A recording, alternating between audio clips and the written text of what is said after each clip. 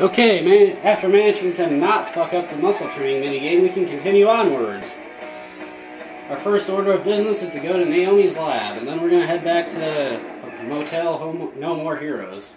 Home More Heroes. Way to go, me. Yo, what's up, Otaku? And here's Naomi, and she's... yeah. Well, anyways, she sells the first new beam katana you can get, the Camellia Mark III. Now, this is a... well, I'll just show it off when we actually get to the first level, but in this game, unlike the last game, you can actually take different beam katanas with you into battle and switch them on the fly. You also notice, if you look closely, Travis now has 2 beam katanas hanging from his belt. In the first game, you had to... you picked your beam katana at Motel No More Heroes, and whatever you picked, that was what you were using for the rest of the next level. But in this game, you can just switch them on the fly whenever you want, but you can only switch them when you're in an actual level. You can't actually choose what beam katana you start with when you go into a level, which is kind of annoying.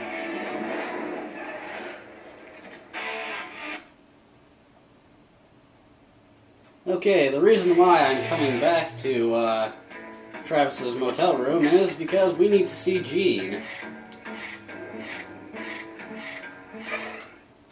Now, this was one of the reasons that I wanted to get more than $60,000, not just because I was liable to mess up the muscle training minigame. Well, wait, I wouldn't really need $60,000. You know what, forget. Don't question my actions, just go along with them. I just wanted to feed Jean so I could do all the minigames. I'm not sure if you can do the minigames if Jean's mood is at 0. As you can see, she's got a little mood bar up there. But at the very least, I know that the higher her mood is, the more effective the minigames are, I think. So, anyways, let's play the minigames. Anyways, this first one is play. Basically, Travis waves a foxtail in Jean's face until she jumps on it. This one's really simple, and it's fairly easy to help Jean lose a bit of weight on this one. Though, I think you can only get 4 counts on it. At least I've only been able to get 4 counts. Still, pretty effective way. Now, one thing you want to note about the little mini-games you can play with Jean. You have to switch up the order you do them in every day. And by every day, I mean a game day, because Jean can get bored with them, and when she's bored with them, they are less effective. So try to mix up the order every time you play the mini-games. Anyways, this next one is really good for helping Jean lose weight, the jumping minigame. Basically, Travis holds a little mouse in her face, and when she jumps up, yeah, she tries to jump for it.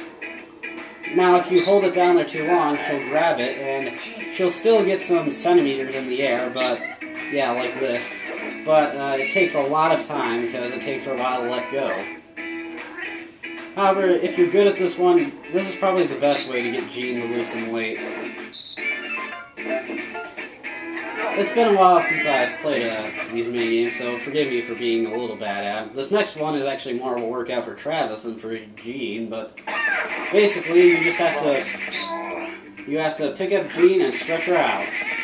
Now, as you notice, Travis is picking her up really slowly. That's because she is really heavy at this point. I'm not sure if increasing your muscles actually makes this minigame easier, or if it's completely dependent on Jean's weight, but whatever the case, it's really hard right now, and you probably won't get a very high count on it. If you're good at button mashing, though, you can probably get Jean to lose a decent amount of weight on this one. That's gotta do it. Now, this final one is actually pretty good for helping her to lose weight, too, if you know the secret trick to it. The massage minigame. Basically, just put your palm on the joystick and rotate it. Now, occasionally it'll switch it up by having you rotate it counterclockwise, but for the most part, you can just have Travis massage Jean at the speed of light and get a lot of counts for this.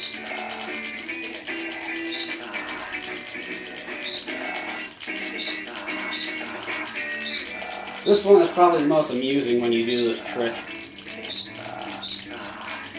It's just kind of funny to see. I hate it when they throw in those counterclockwise spins. It always throws me off. Anyways, Jean lost a decent amount of weight today. Every time after a boss fight, you can come back to work out with Gene. So be sure to do that every time before you go to the next ranking fight.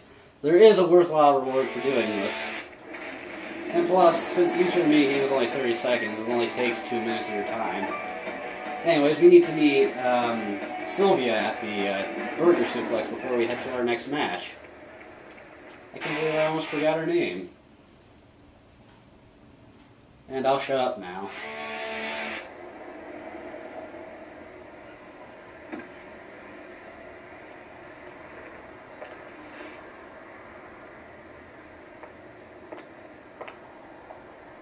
You mean your best friend? The shopkeeper? Sylvia, I want to make a deal. I'll conquer the rankings, fight whoever it takes. And in return, you find me the assholes who killed Bishop. Calm down. You shouldn't make this personal. It is the quickest way to lose a battle. This isn't a battle anymore. It's a motherfucking war. Fine. It makes no difference. The mastermind behind Bishop's death is the owner of Pizza Bat. This building, most of this city, he is the head of the corporation that runs it all. Jasper Bat Jr.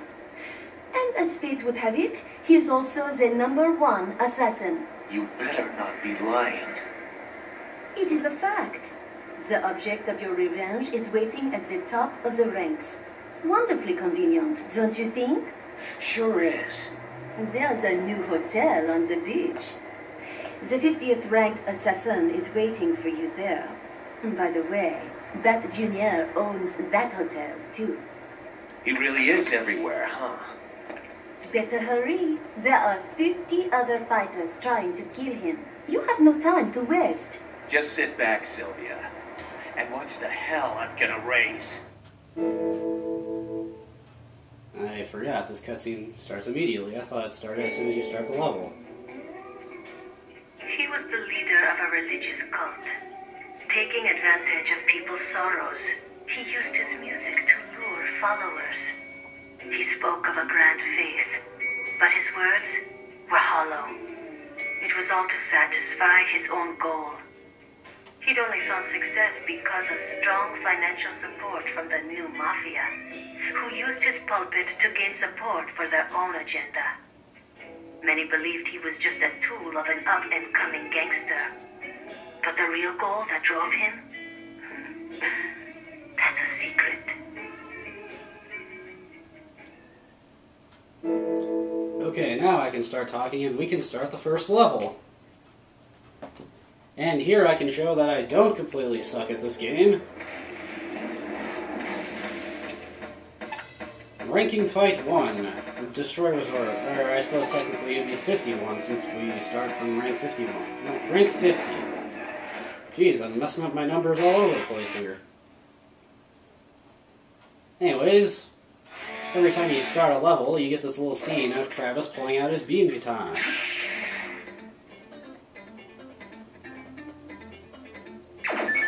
And now it tells you about multi-targeting. If you press C while locked on, you can switch targets. Now, here's one thing I forgot to mention. That little slash that I did there, I think I forgot to mention it. If you swing the Wii remote while you're running, you do a running slash. And it's pretty powerful. I also want to show off a few not-so-common techniques. The techniques the game doesn't exactly tell you about. As soon as this idiot would attack me... Okay, maybe I have to goad him into it. Come on. Darn it, messed up. Come on. There we go. That's dark stepping. Basically what that does is allows Travis to slide behind the enemies, and when you do that, you can get off a whole bunch of free attacks on them. It works a bit differently in the last game. In the last game it actually made you invincible. In this game it doesn't, but it's still pretty useful. Now, here they tell you about the ecstasy gauge. Now you see that little tiger in the corner? That's the ecstasy gauge.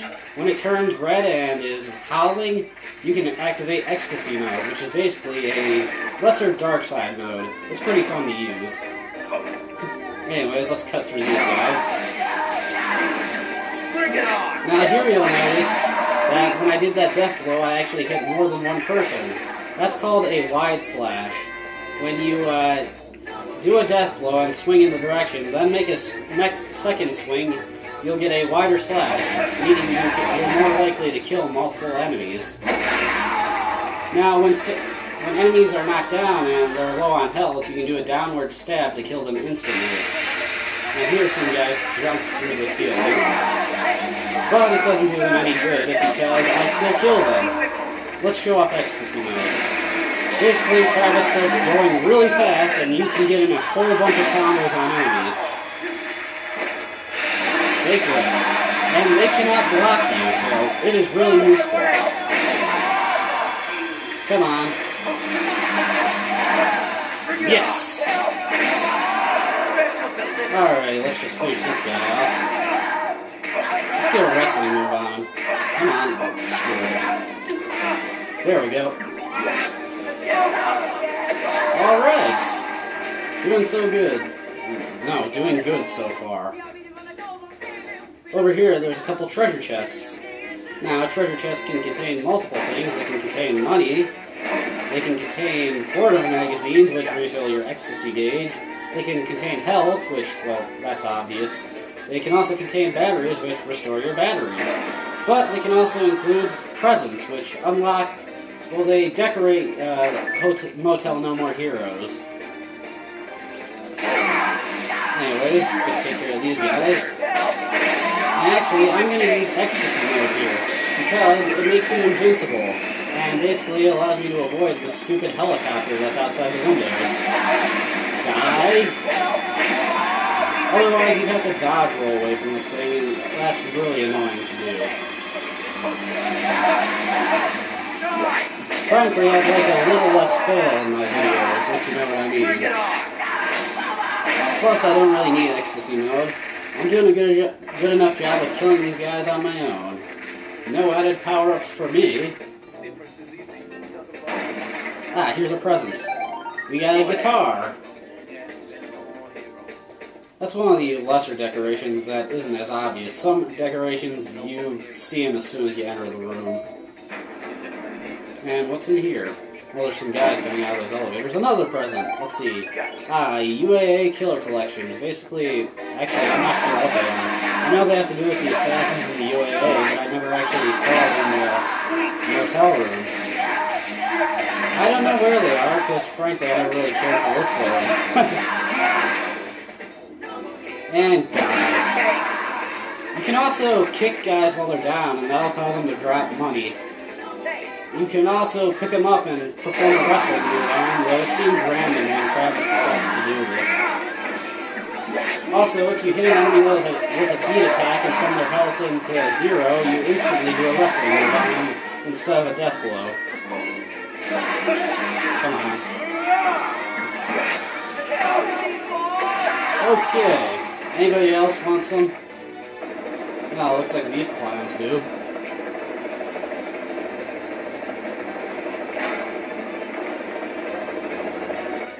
Gun guys. I hate the gun guys in this game. They are incredibly infuriating at points. Actually, I'll do that later. I was going to show off the new view katana, but since there's only a couple of guys here, I thought it would be a little pointless. And we can head to the next floor, but we're running up on the time limit here, so I'll do that next time. So, when we come back, more of the rank 51 level. So until then, see ya.